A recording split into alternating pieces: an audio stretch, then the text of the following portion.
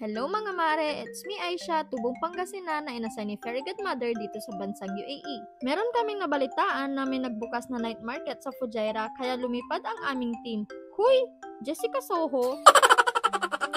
Sige nga Jessica, paano yung lipad? Pang third day pa lang nitong night market sa Fujairah mare, kaya hindi pa masyadong matao at hindi pa ganon kadami ang vendor. Pero buti na lang at andito ang mga cravings ko. Tulad na lang nitong proven mare, meron din silang chicken skin na siguradong di ka mabibitin sa sobrang laki niya.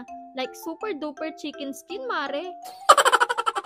Meron din mga ihaw, mangga, pares, scramble, at pinaka-natuwa nga ako sa siomay kasi tig 1 dirham each lang siya mare. Dito pa lang yan sa labas mare, may exciting part pa sa maraming ang mabibili na gamit-gamit. Punta na lang kayo dito mare, di ko na mai-explain sa inyo lahat, bahala kayo dyan. After namin sa night market ay nagpunta na din kami ng Manila Market at bago umuwi ng Corfacan ay kumain muna ulit kami. Ayun lang mga mare, bye!